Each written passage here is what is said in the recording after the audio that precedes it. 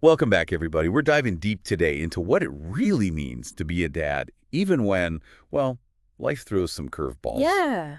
And get this, our source is a YouTube video Oh, from wow. a channel called Talking with Pops. It's not some expert, just a regular guy sharing his story, and Mhm. surprisingly powerful. He actually starts by describing his initial anger and reluctance toward fatherhood. Really? Yeah.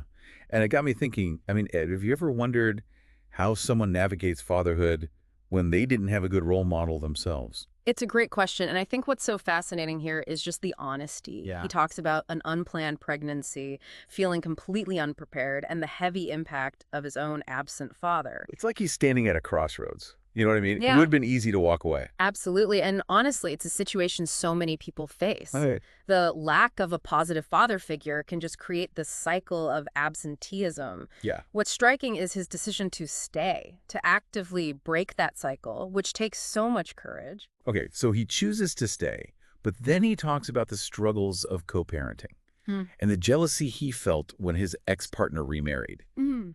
I found that incredibly relatable, Yeah, it's a common challenge, especially in blended families. for sure. We often focus on the logistics of co-parenting, Mhm. but the emotional landscape can be so complex. Yeah. Those feelings of jealousy, insecurity, Right.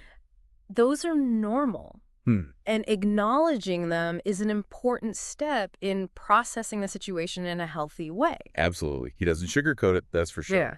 But then there's this turning point, a conversation with his stepfather Okay. that just completely shifts his perspective. Wow. His stepfather, who also wasn't his biological father, tells him, that man is loving your son, so your son actually has two dads who love him very much. You know, on the surface, it seems like a simple piece of advice, Yeah. but think about the timing, right? Yeah. This conversation happens when the YouTuber is already grappling with his own role as a father and dealing with the complex emotions. Huh. Maybe the advice hit so hard because it resonated with something he was already wrestling with internally, this desire to redefine fatherhood. That's a really good point. Yeah. It wasn't just the words themselves, Right, but his yeah. own mindset, his own evolving mindset, allowed those words to have such an impact. Exactly. It speaks to the power of being open to change and to challenging our preconceived notions, especially when it comes to something as deeply personal as fatherhood. Absolutely. And that's when things start to shift, right? Okay. He goes from viewing his ex-partner's new husband as a rival to seeing him as another person who cares for his son. It's such a powerful example of putting the child's needs first. Yeah. It's easy to get caught up in our own emotions. Oh, for sure. But in the end, the child's well-being should be at the center of every decision. He talks about actually connecting with his ex-partner's husband, Really? putting aside any personal feelings to really focus on their shared responsibility towards his son. Which is a huge step. It is. They went from potential adversaries to allies, united by their love and concern for the child. Right. That kind of collaboration can be so beneficial for everyone involved, especially the child, Right. who then benefits from a wider circle of support and love. And you know what? It seems like that approach really paid off. Mm. He talks about this amazing relationship he now has with his son, who's now a young man, graduated from college, Wow. and still calls him dad. It really highlights the long-term impact of intentional fatherhood. Yeah. It's about making a conscious effort to be present, to be involved, and to provide emotional support, even when it's challenging. And it's a reminder that fatherhood isn't about perfection, but about striving to be the best dad you can be, even when life throws those curveballs. Absolutely. So let's delve a bit deeper into the impact this approach had on his son and what we can learn from that. You know, it's fascinating how his son's life unfolded, graduating college, maintaining a strong bond with his father. It really speaks volumes. It really does. And it wasn't just handed to him, right? Remember, the YouTuber talks about working multiple jobs, Yeah. making sacrifices to provide for his son. Hmm. It wasn't always easy, but he was determined to break that cycle of financial instability that often comes with absent fathers. That's such a critical point. It's not just about emotional presence, but about creating a stable environment where a child can actually thrive. Right. When a father actively contributes financially, Yeah. it reduces stress for everyone, Yeah. provides opportunities, and ultimately allows the child to focus on their own growth and development. And his son clearly took advantage of those opportunities. Yeah. He even mentions his son would call him from college Oh, wow. just to talk, to share experiences. That's awesome. That kind of connection doesn't just happen by chance. Absolutely not. It's years of building that relationship, Right. being present, listening, Mm. creating a space where the son felt comfortable sharing his life, his successes, and probably struggles too. It makes me think about that traditional image of a father. The disciplinarian, the provider, but emotionally distant. Right. This story really challenges that. It does, yeah. This father was engaged on multiple levels. Mm. He was financially responsible, but also emotionally present, communicative, and that's what fostered that connection. And that's a powerful message for all of us, Yeah. whether we're fathers or not. Yeah. Right. Absolutely. The impact of a father's involvement, it goes way beyond just providing food and shelter. Yeah. It shapes a child's sense of self, their emotional well-being, even their future relationships. It really does. It's about demonstrating healthy masculinity. You're right. Showing it's okay to be vulnerable, to express emotions, to be actively involved in raising a child. And those lessons, they really carry through a child's life. Absolutely. So we see this YouTuber make a choice, right? Yeah. A conscious decision to be a different kind of dad. But it wasn't a smooth journey. No, not at all. I mean, the jealousy he describes when his ex-partner remarried, that must have been really tough. It had to have been. But he's honest about it, right? He is. He doesn't try to present himself as this perfect father figure. He acknowledges those complex emotions, the struggle to move past them. And that's actually quite valuable, isn't it? It is. It really is. In what way? Because it normalizes those feelings for other fathers going through similar situations. Okay. It shows them, hey, it's okay to feel this. Yeah. It doesn't make you a bad father. Right. What matters is how you handle it.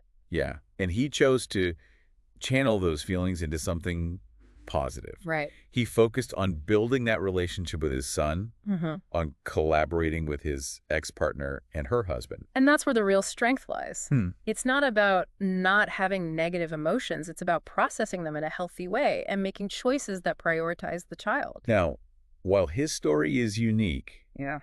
it does raise some big questions about fatherhood. It does. What does it really mean to be a good dad today? Is it about fitting into some predefined mold? Right. Or is it something more fluid, more adaptable? That's the question, isn't it? It is. That traditional model of fatherhood, the strong, silent provider, Yeah. it's being challenged, I think. Yeah. Today, it's more about being present, emotionally available, and actively involved in a child's life. Right. Regardless of your relationship status. Exactly. family structure. Yeah. It's less about following a script and more about embracing the complexities of modern family life and finding your own way to be a positive influence. Precisely. And it's not always easy. No. It takes self-awareness, Yeah. humility, and a willingness to learn and adapt. Absolutely. This story reminds us that fatherhood isn't a destination. It's an ongoing journey full of twists and turns and unexpected challenges. And it's a journey that can be incredibly rewarding. Yeah. Not just for the child, but for the father, too. I think that's a great point to end on. Fatherhood, when approached with intention and an open heart, can be a profoundly transformative experience for everyone. As we've been unpacking this story, one thing keeps coming back to me, this idea of breaking cycles. Yeah, it's woven through his whole journey, isn't it? He inherited this pattern of absenteeism, Right. but he chose to disrupt it, to create a new story for himself and his son. And that choice, it had a ripple effect, right? Yeah. Not just on his son, but on future generations. Exactly. Yeah. His son now has a different motto for fatherhood. Right. He saw the power of presence and emotional engagement, of creating a stable and loving environment. Those are powerful lessons he can carry into his own life, his own relationships. It's like this YouTuber didn't just become a father to his son, Yeah. but a father to a whole lineage of possibilities. Wow, yeah. He set a new standard, a new expectation. And it brings us back to that question we talked about before. Yeah. What does being a good dad even mean? This story challenges us to expand our definition, to move beyond those old stereotypes. It's not about checking boxes or fulfilling some role. Right. It's about showing up authentically, embracing the complexities, and always striving to be better. And it's about recognizing that it's not a solo act. Yeah, Like they say, it takes a village. it really does. His story shows how important it is to have a support system, Mm-hmm. whether it's a partner, family, even other father figures who can offer advice and support. That's a great point. It's not about being the perfect dad. Right. It's about building a network of love and support so a child can thrive. And that support can look like so many things: financial stability, being emotionally available, offering guidance, even just listening. Right. It's all about recognizing that children thrive when they feel loved and secure. And sometimes being a good dad means putting aside your ego, your own hurt, and putting the child first. Yeah, like he did when he reached out to his ex-partner's husband. Yeah, It takes real maturity and a deep understanding to put those personal feelings aside. it does. And that's for the benefit of the child. It's a good reminder that even in blended families, or really any family, the focus should always be on the child. That's such an important message for all of us. Right. Whether we're fathers, mothers, aunts, uncles, or just someone who cares about kids, we all have a role to play. I like that. Yeah. So wrapping up, I think the takeaway is clear. Fatherhood isn't a destination. It's a journey of growth, of self-discovery, and most of all, love. It's about embracing the challenges, learning from mistakes, and striving to create a positive ripple effect. Yeah, it's about knowing that even without a perfect plan, we can all write a beautiful and impactful story. I love that. Thanks for joining us on this deep dive, everyone. We'll see you next time.